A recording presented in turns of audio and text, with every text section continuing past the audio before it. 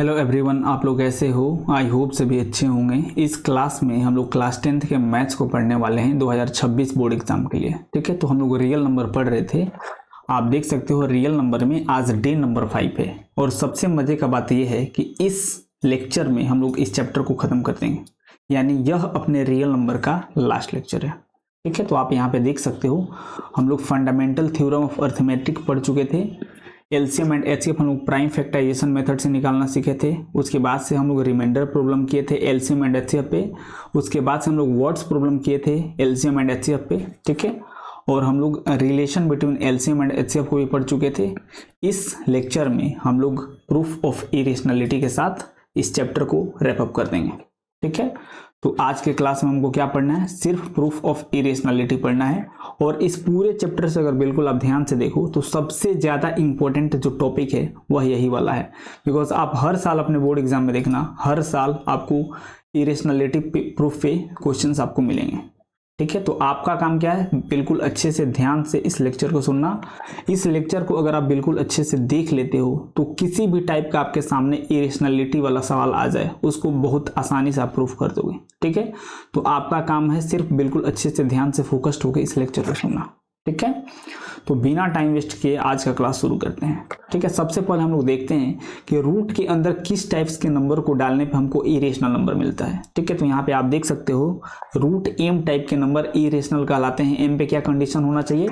M is a positive integer which is not a perfect square. मतलब root के अंदर अगर आप कोई एक पॉजिटिव इंटीजर डालते हो जो परफेक्ट स्क्वायर नहीं है तो हमको एक इरेशनल नंबर देता है। जैसे एग्जाम्पल के लिए, जैसे मान लो अगर आप रूट के अंदर 2 डालते हो तो 2 पॉजिटिव इंटीजर है और यह परफेक्ट स्क्वायर नहीं है, मतलब रूट 2 बनेगा। आपको इसको रूट में डालोगे तो रूट 2 एक इरेशनल नंबर हो जाएगा। उसी प्रकार से 3 भी इरेशनल हो जाएगा। लेकिन अगर आप 4 के बारे में बात करो तो 4 पॉजिटिव इंटीजर है लेकिन ये परफेक्ट स्क्वायर भी है, इसलिए यह जब रूट के अंदर जाएगा तो आपको इरेशनल नंबर नहीं देगा। यानी 4 को आप रूट के अंदर डाल के इरेशनल नंबर नहीं ले सकते हो, ये रूट में जाएगा तो आपको 2 बाहर देगा।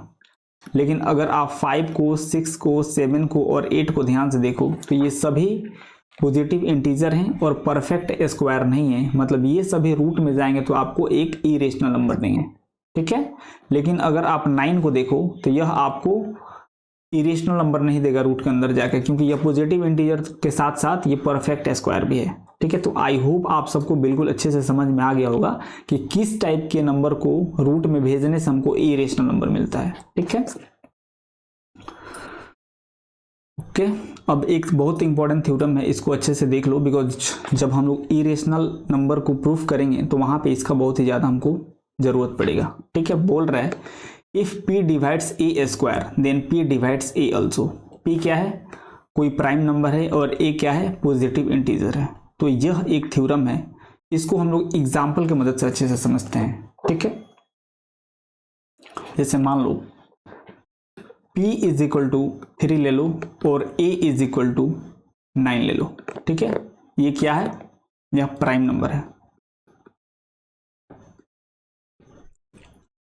और a क्या है? पॉजिटिव इंटीजर है।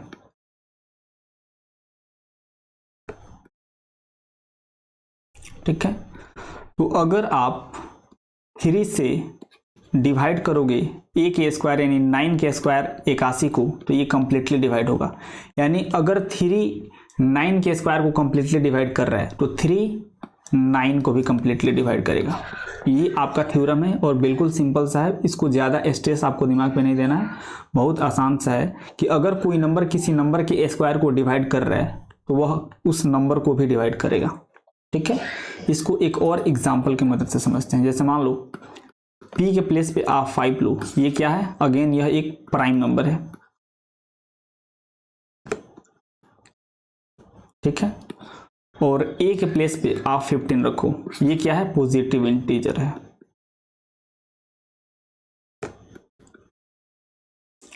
ठीक है, तो अगर 5 15 के स्क्वायर को डिवाइड कर रहा है, 15 का स्क्वायर कितना होता है? ये 225 होता है। ठीक है, यानी अगर 5 15 के स्क्वायर को डिवाइड कर रहा है तो 5 15 को भी डिवाइड करेगा। ठीक है, बस यही आपको समझना है। इसका जरूरत हमको पड़ेगा जब हम लोग प्रूफ करेंगे तो वहां पे। ठीक है, तो इतना आपको बहुत अच्छे से पता होना चाहिए। उसके बाद से अब हम लोग आ जाते हैं प्रूफ करने वाले सेगमेंट पे। ये बहुत ही ज़्यादा इंपॉर्टेंट है, इसको बिल्कुल अच्छे से आप ध्यान से इस फॉर्मेट को देखोगे। Proof that root 5 is irrational number. तो इस टाइप के जो भी इरेशनलिटी प्रूफ करने वाले बनते हैं, उसको हम लोग कॉन्ट्राडिक्शन मेथड से प्रूफ करते हैं। किस मेथड से करते हैं, एक बार लिख लो ऊपर, कॉन्ट्राडिक्शन मेथड।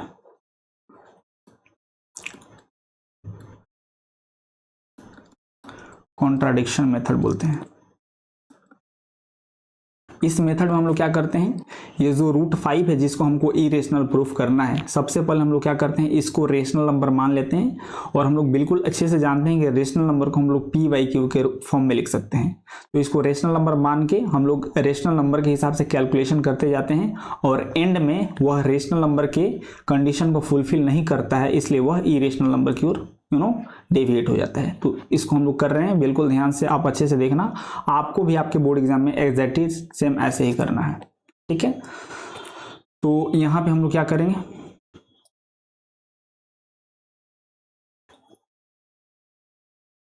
हम लोग मान लेंगे कि जो रूट 5 है यह एक रेशनल नंबर है, ठीक है। तो let root 5 is a rational number, rational number. तो अगर रूट 5 एक रेशनल नंबर है तो इसको हम लोग पी बाई क्यू के फॉर्म में लिख सकते हैं, ठीक है। तो यहां पे लिख लो, रूट 5 को आप पी बाई क्यू के फॉर्म में लिख सकते हो, ठीक है। अब यहाँ पे समझने वाला बात क्या है, पी एंड क्यू जो है इन दोनों में कोई भी कॉमन फैक्टर नहीं होता है, ठीक है। यानी P and Q have no any common factor, ठीक है। यानी root 5 is equal to P by Q आप लिख सकते हो, बिकॉज रूट 5 को हम लोग रेशनल नंबर बोल रहे हैं और रेशनल नंबर को हम लोग पी बाई क्यू के फॉर्मेट में लिख सकते हैं। तो यहां से हम लोग क्या करेंगे, दोनों को थोड़ा स्क्वायर करते हैं, squaring both side, squaring both side. तो यहां से हम लोग इसको स्क्वायर करेंगे तो क्या होगा, आपका हो जाएगा रूट 5 का square is equal to P by Q का स्क्वायर। यानी नेक्स्ट पेज पे क्या हो जाएगा, 5 इज इक्वल टू क्या हो जाएगा, 5 is equal to P square by Q square हो जाएगा, ठीक है। यानी यहां से अगर आप क्रॉस मल्टीप्लाई करोगे तो Q square is equal to P square by 5 हो जाएगा, ठीक है। इसको इक्वेशन 1 बोल दो। यहाँ पे आप देख सकते हो कि जो 5 है वो पी स्क्वायर को डिवाइड कर रहा है, जो कि थ्योरम हम लोग देखे थे उसका यूज यहाँ पे अब हम लोग कर रहे हैं, ठीक है। यहाँ पे आप देख सकते हो कि 5 डिवाइड्स पी स्क्वायर, तो क्या करेगा, 5 डिवाइड्स पी ऑल्सो, ठीक है। मतलब जो 5 है वह एक प्राइम नंबर है, यह पी स्क्वायर को डिवाइड कर रहा है, इसलिए जो 5 होगा वो पी को भी डिवाइड करेगा। तो हम लोग मान लेंगे कि P को जब 5 डिवाइड करेगा तो मान लेते हैं यह m के इक्वल आएगा, इसको लेट कर लो, ठीक है। तो यहां से P is equal to 5m आपके पास आ जाएगा, ठीक है। इसको यहीं पे होल्ड पे रखो। अब अपने पास ये जो इक्वेशन 1 आया है, Q square is equal to P square by 5, इसमें हम लोग P के प्लेस पे 5m को रख के फिर सिंप्लीफाई करेंगे, ठीक है। यानी P is equal to 5m equation 1 में रखेंगे, ठीक है। यानी putting P is equal to 5m in equation 1। तो इक्वेशन 1 अपने पास कितना है, देख लो, Q square is equal to कितना है, Q square is equal to P square by 5 है, और P के प्लेस पे हमको 5m रखना है। तो क्या करेंगे हम लोग, Q square is equal to 5m का होल स्क्वायर बाई 5 हो जाएगा। यानी Q इज इक्वल टू क्या हो जाएगा, 25m स्क्वायर बाई 5 हो जाएगा। और यहाँ से 5 से 25 कैंसिल आउट होगा तो यहाँ पे आपको 5 मिलेगा, यानी Q square is equal to 5m square हो जाएगा, ठीक है। आई होप यहाँ तक किसी भी बच्चे को कोई भी दिक्कत नहीं हुआ होगा। अब यहाँ से हम लोग क्या करेंगे, यहाँ से Q square by 5 is equal to हम लोग एम स्क्वायर लिख सकते हैं, बस क्रॉस मल्टीप्लाई किए हैं। ठीक है, इसको आप ऐसे कर लो, हम लोग ऐसे लिख सकते हैं। ठीक है, यहां पे आप देख सकते हो कि जो 5 है अगेन क्यू स्क्वायर को ये डिवाइड कर रहा है, राइट, यानी 5 डिवाइड क्यू स्क्वायर। ठीक है, इसलिए जो 5 है ये क्यू को भी डिवाइड करेगा, 5 डिवाइड्स क्यू ऑल्सो। ठीक है, यानी मान लेते हैं कि क्यू को जब 5 डिवाइड करेगा तो ये n के इक्वल आएगा, तो यहां से आप q is equal to 5n लिख सकते हो। ठीक है, बिल्कुल ध्यान से देखना। यहां पे हमको रूट 5 को इरेशनल नंबर प्रूफ करना था, तो इसको हम लोग कॉन्ट्राडिक्शन मेथड से प्रूफ करते हैं। तो हम लोग मान लिए हैं कि रूट 5 है वह एक रेशनल नंबर है, और रेशनल नंबर को हम लोग p बाई क्यू के फॉर्मेट में लिख सकते हैं। यानी रूट 5 इज इक्वल टू हम लोग p बाई क्यू लिखेंगे। p और q पे क्या कंडीशन होता है, p and q have no any common factors, मतलब इन दोनों के बीच में कोई भी कॉमन फैक्टर नहीं होता है 1 के अलावा। ठीक है, तो हम लोग root 5 is equal to p बाई क्यू लिख चुके हैं। अब इन दोनों को हम लोग स्क्वायर कर देंगे, स्क्वायरिंग बोथ साइड। तो यहां से क्या हो जाएगा, 5 is equal to P square by Q square होगा, और यहां से हम लोग क्रॉस मल्टीप्लाई करेंगे तो Q square is equal to P square by 5 हो जाएगा। और अभी जस्ट हम लोग एक थ्योरम पढ़े थे, जस्ट उसी को यहाँ पे हम लोग अप्लाई किए हैं, 5 डिवाइड्स पी स्क्वायर, इसलिए 5 डिवाइड्स पी ऑल्सो। ठीक है, तो मान लेंगे हम कि जब 5 p को डिवाइड करेगा तो यह m के इक्वल कुछ वैल्यू देगा, यानी p is equal to 5m यहाँ से आ जाएगा। अब इस p is equal to 5m को आप इक्वेशन 1 में रखोगे। ठीक है, तो इक्वेशन 1 कितना था, यहाँ पे आप देख सकते हो Q square is equal to P square by 5 है, इसमें आप p के प्लेस पे 5m रखोगे, सिंप्लीफाई करोगे तो आपके पास Q square by 5 is equal to M square आएगा क्रॉस मल्टीप्लाई करके। ठीक है, तो यहाँ पे भी आप देख सकते हो जो 5 है वह क्यू स्क्वायर को डिवाइड कर रहा है, इसलिए 5 क्यू को भी डिवाइड करेगा, तो यहाँ से भी आपके पास क्यू का वैल्यू एक निकल के आया है। ठीक है, और रूट 5 को हम लोग रेशनल नंबर बोले थे, तो इसको हम लोग p बाई क्यू के फॉर्मेट में लिख पा रहे थे। और आप देख सकते हो कि p का जो वैल्यू है, यहाँ पे आप देखो p का वैल्यू हम लोगों के पास 5m के इक्वल आया है। ठीक है, p is equal to 5m आया है and q is equal to 5n आया है। हम लोग तो बोले थे कि p बाई क्यू जो होगा वह उन दोनों में कोई भी कॉमन फैक्टर नहीं होगा। यहाँ पे आप देख सकते हो हम लोग बोले थे कि p बाई क्यू में कोई भी कॉमन फैक्टर नहीं होता है, यहाँ पे आप देख लो। लेकिन अपने पास यहाँ पे सिंप्लीफाई करने के बाद से दोनों में 5 एज अ कॉमन फैक्टर आ चुका है, यानी हम लोग इसको रेशनल नंबर मान के सॉल्व करना शुरू किए थे, लेकिन यहाँ पे आप देख सकते हो रेशनल नंबर मानने से यहाँ पे कॉमन फैक्टर आ जा रहा है। ठीक है, यहाँ पे आप देख सकते हो कि हम लोग इसको रेशनल नंबर बोले थे, इसलिए ऐसा कॉन्ट्राडिक्शन डेवलप हो पा रहा है। ठीक है, तो हम लोग यहाँ पे रीजन क्या देंगे, this contradiction is due to our wrong assumption that root 5 is a rational number. ठीक है, इसलिए इसको हम लोग इरेशनल बोल देंगे। ठीक है, क्योंकि रेशनल नंबर मानने से यहाँ पे प्रॉब्लम क्रिएट हो रहा है। ठीक है, तो यहाँ पे लिख लो this contradiction is due to our wrong assumption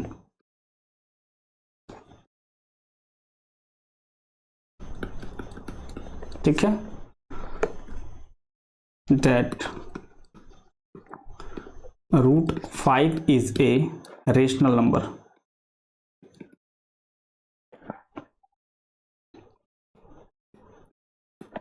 अब आप बोलोगे hence root 5 is an irrational number.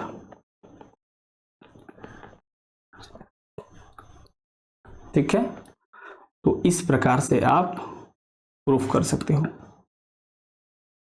ठीक है, आई होप आप सबको बिल्कुल अच्छे से समझ में आया होगा कि किसी भी इरेशनल नंबर को हम लोग कैसे प्रूफ करते हैं with the help of contradiction method. ठीक है, तो इसको आप एक बार और अच्छे से बिल्कुल ध्यान से देखना, डेफिनेटली आपको करते आ जाएगा। ठीक है, अब यहाँ पे कुछ इंपॉर्टेंट नोट है, इसको बिल्कुल अच्छे से ध्यान से देखो। यहाँ पे जो r लिखा गया है, r का मतलब है रेशनल नंबर, ठीक है।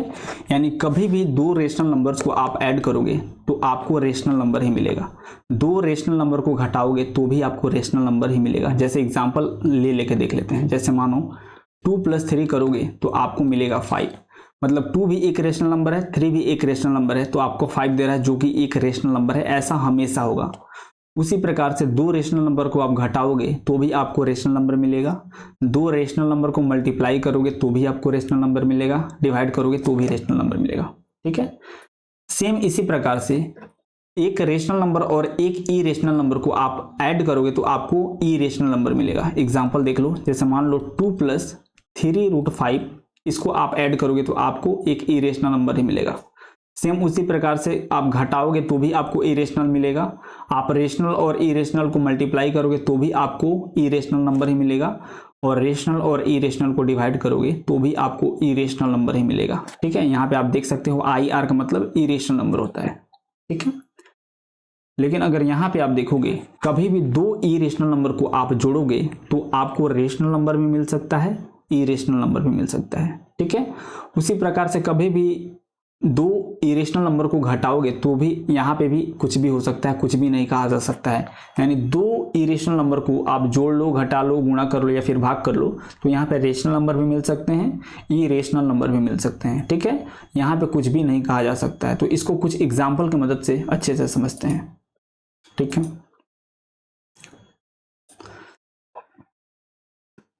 इरेशनल प्लस इरेशनल हम वो करेंगे तो यहाँ पे कुछ भी हो सकता है,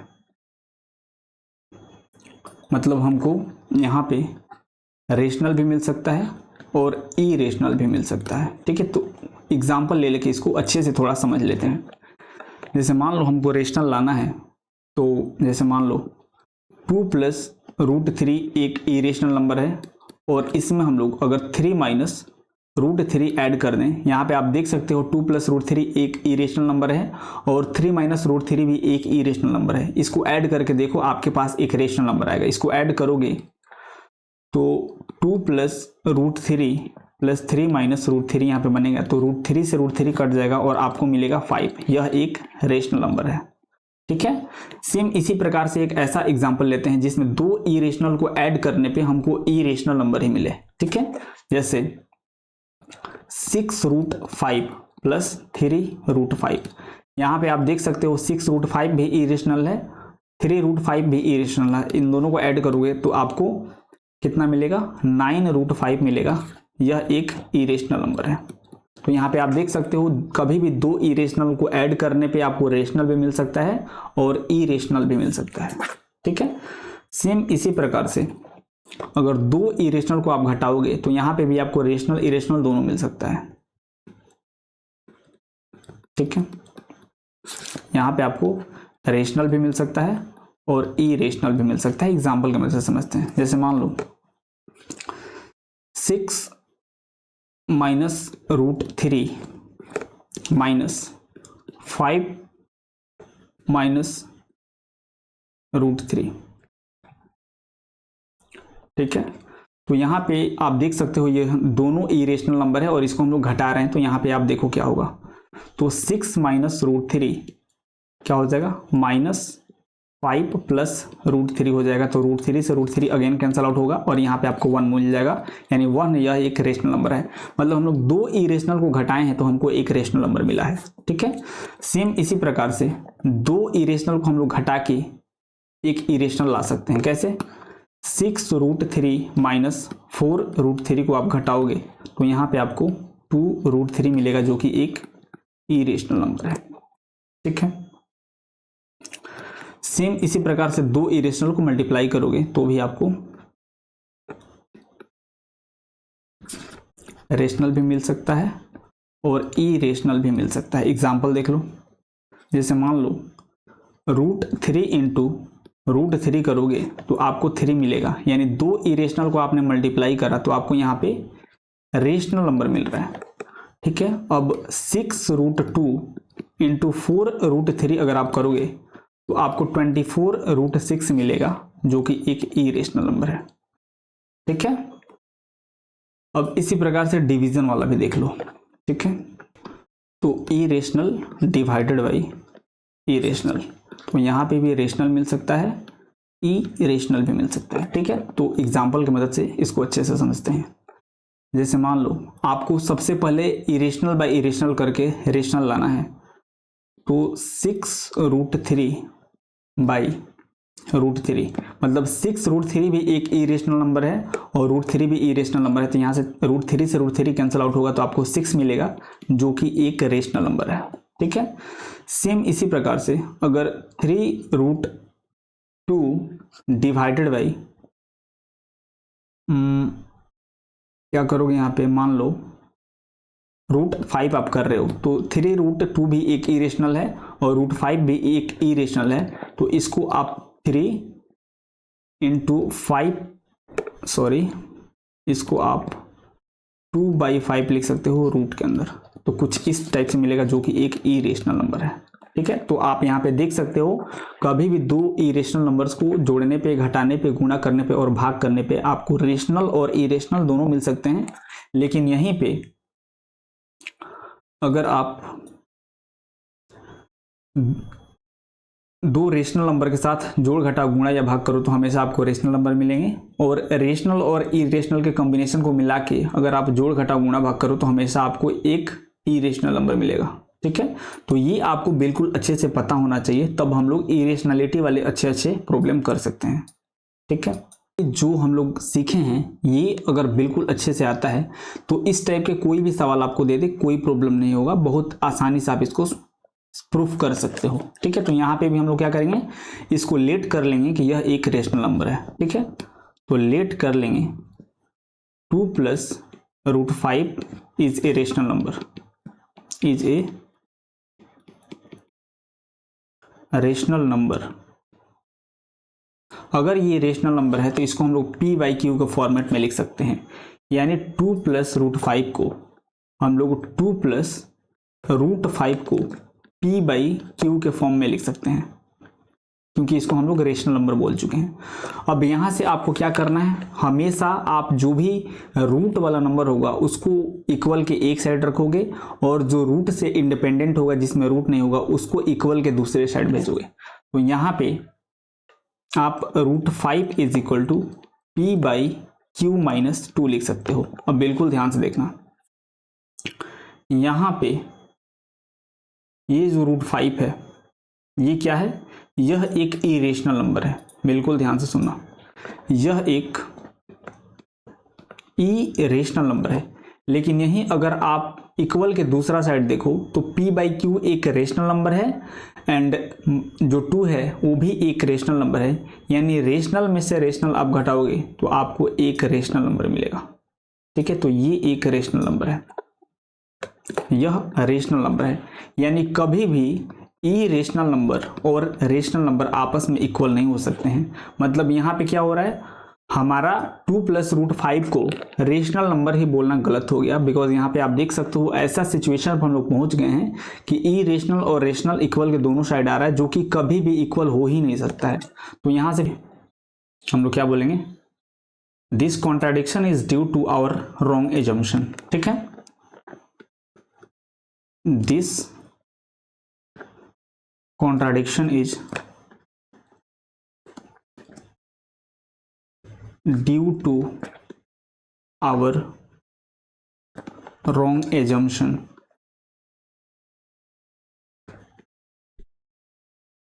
ठीक है। अब आप बोल सकते हो hence 2 + √5 था क्या, 2 + √5 is a rational number, irrational number, 2 + √5 is an irrational number,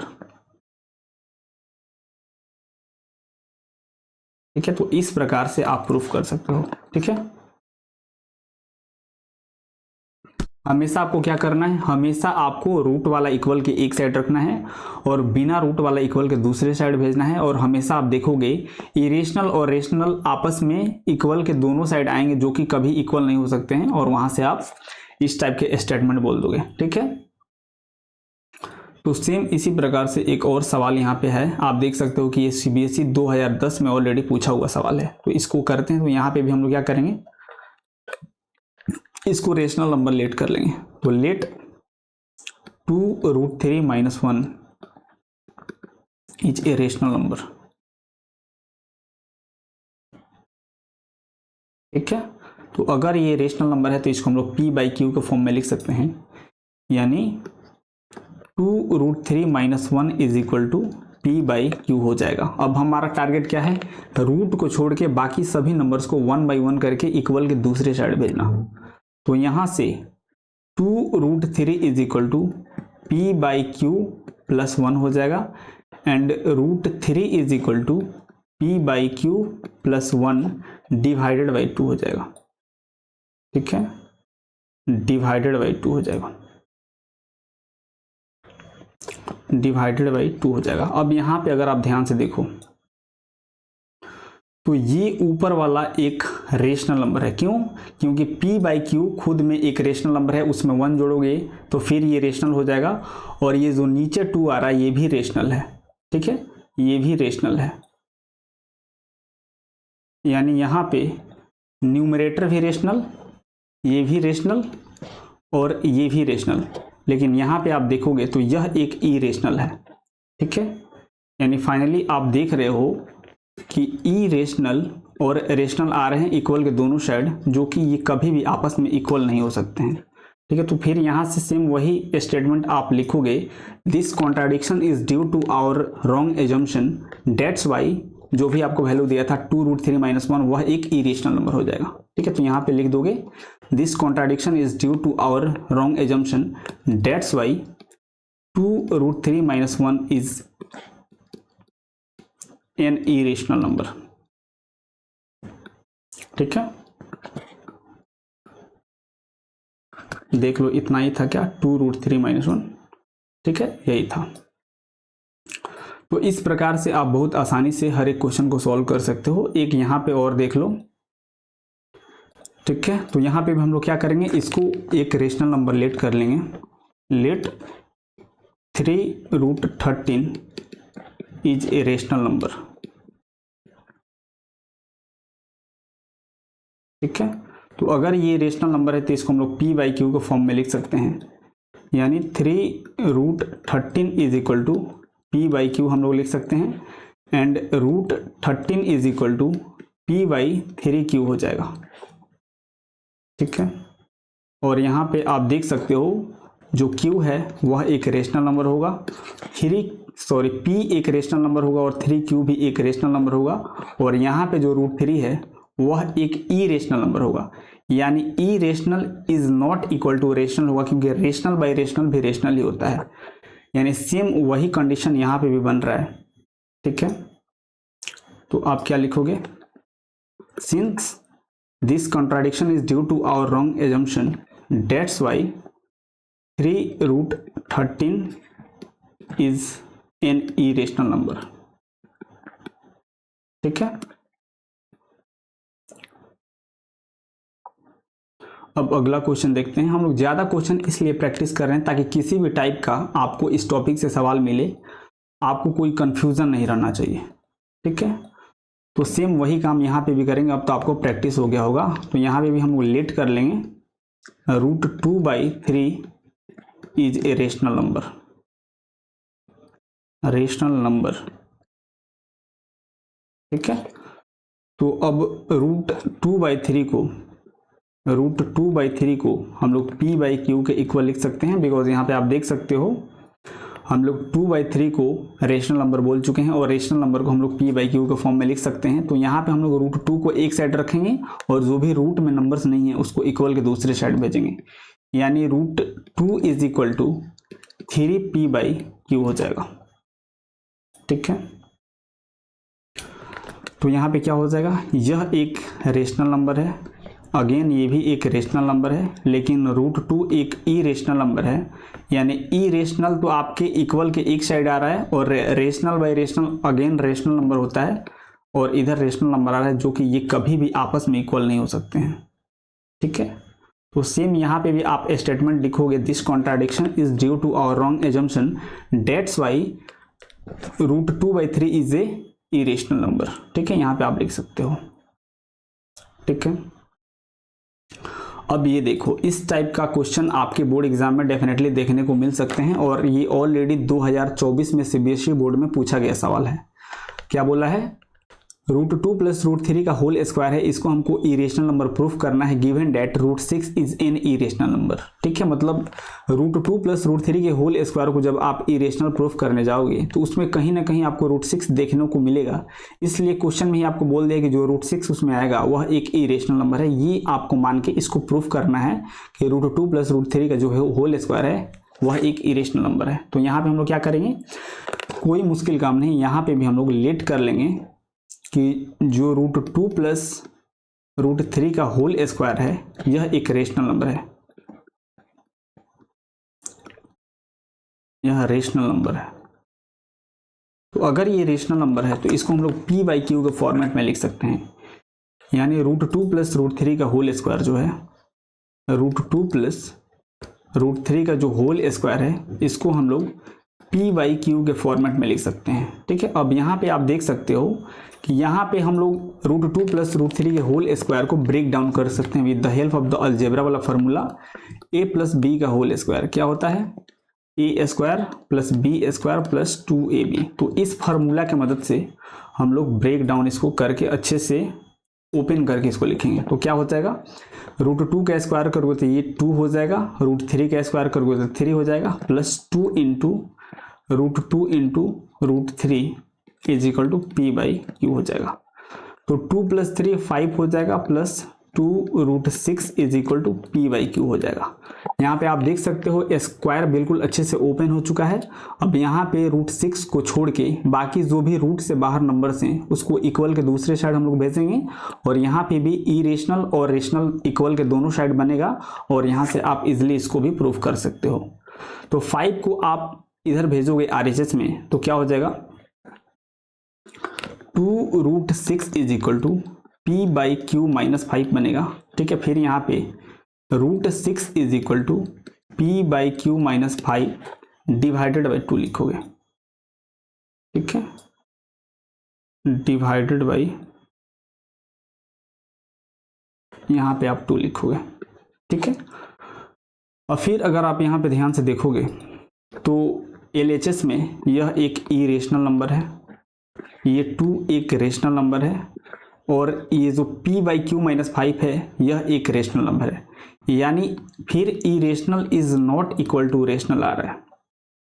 ठीक है, तो यहां से फिर आप बोल दोगे this contradiction is due to our wrong assumption that, जो भी आपको वैल्यू दिया था √2 + √3 का होल स्क्वायर एक रेशनल नंबर हम लोग बोले थे, जिसके वजह से ऐसा हो पा रहा है। तो आप यहां से इजिली बोल पाओगे कि ये एक इरेशनल नंबर होगा। इसको अच्छे से लिख लो, this contradiction is due to our wrong assumption that √2 + √3 का whole square is a rational number.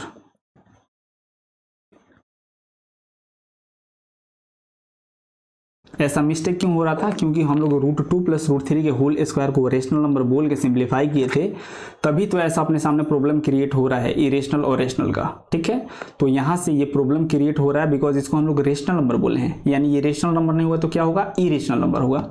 इसलिए यहाँ से आप बोलोगे हेंस √2 + √3 का whole square is a irrational number. ठीक है, तो इस प्रकार से आप प्रूफ कर सकते हो। ठीक है,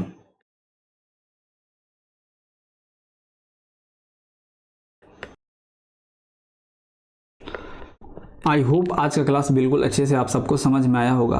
आज के बाद से कभी भी अब आपको इरेशनलिटी प्रूफ करने वाला सवाल मिले उसको बहुत आसानी से आप कर सकते हो, बिकॉज हर टाइप की इरेशनल प्रूफ करने वाले सवाल को हम लोग इस लेक्चर में कवर किए हैं।